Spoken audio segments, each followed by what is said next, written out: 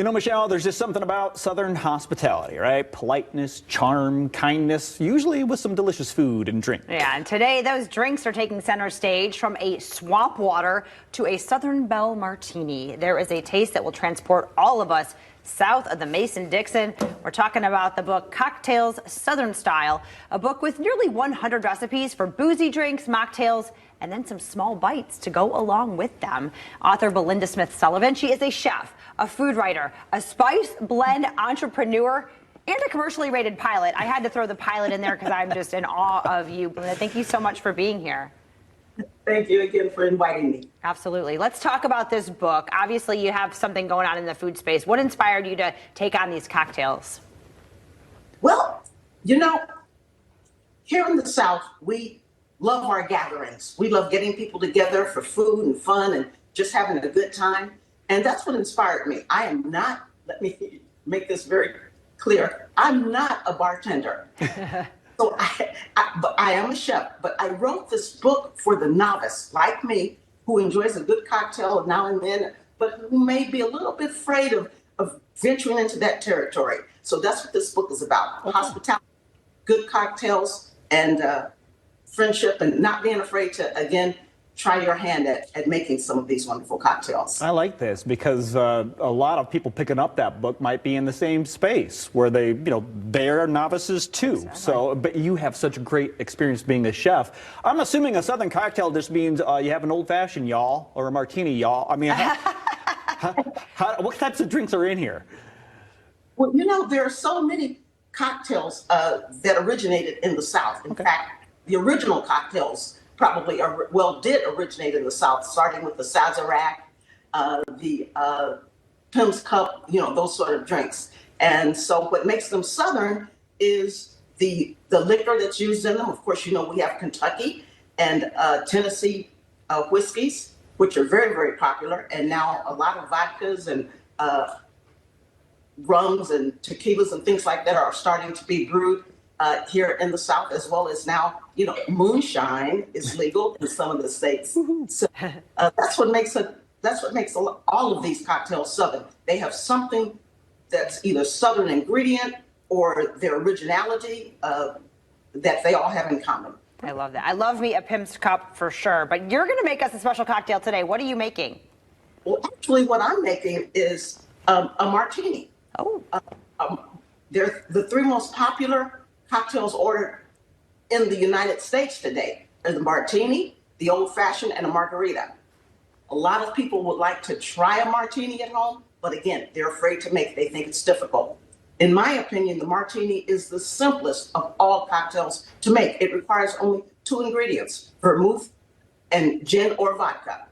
Today, I'm making a vodka martini, my way. That's the way I'm right with you, too, because I can't stand a gin martini, and I love me a dirty vodka martini. That is one of my favorite drinks. Yeah.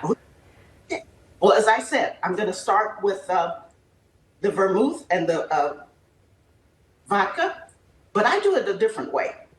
What I do is I take the shaker, or the cocktail mixing glass. I put the ice in it, and then I add vodka.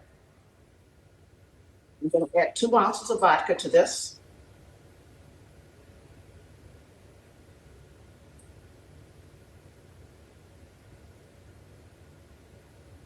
So using that Southern vodka, Grey Goose, right? You caught me. It's Grey Goose, y'all. Grey Goose, y'all. Grey Goose, y'all. Now, you'll notice if you order a martini, in most restaurants, they will shake it. That is one of the golden rules of cocktail making. You only shake cocktails that have juice in it. Oh, okay. We like to stir our martini. Unlike James Bond, who likes to shake and not stir. Yeah, blame him. Yeah, it's all his fault. That's the way it should be done. Now, we stir it until it's cold, so it's cold. Now, I take the vermouth, I pour a ½ ounce into my glass, my chilled glass. I swirl it around, and then I pour it out. This is a dry martini. I love it. Then I take my glass, and I pour the vodka in there. See, this is a martini where the vodka is the star and the vermouth kind of said, hey, in a car on a drive-by on the A way. supporting role. Right. Just said, Yeah. hey, I'm here for a second. Yes, this is a dry martini. Now, my other secret, when I bring my olives home from the grocery store, I pour the juice off and I fill the jar up with vermouth. So these olives have been soaking in vermouth in my refrigerator for several weeks.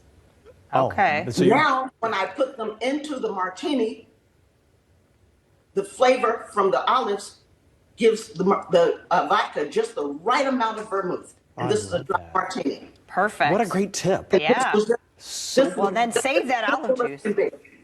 Yeah, Perfect. it doesn't get any simpler than this. Man, I'm really interested in the small bites. I love a good recipe book that gives you more than the cocktails, but gives you something to pair with it. Yeah. So you being a chef and putting those small bites in there, how much would you break it down? Is it 50-50 in there? Does every drink have a small bite with it? No, it does not. I think there are 10 or 11, 10 or 12 small bites. It's last chapter in there, and I think they're called nibbles, and they're in the back. And the reason I always add nibbles or to a cocktail book or to any cocktail party is because it's the Southern thing to do. No Southerner would invite you to their home, give you a drink, and not or offer you a little bit of something to go along with it. 100%. Yeah, I mean, 100%. I'm not going to say no to a mini pulled pork egg roll with peach barbecue sauce. Ooh, I'm not going to say no that to is that. a little more than a nibble. All right. Well, Belinda, thank you so much for joining us this morning. We really, really appreciate it. You want to learn more about her, visit chefbelindaspices.com. You can also follow her on Facebook and Instagram.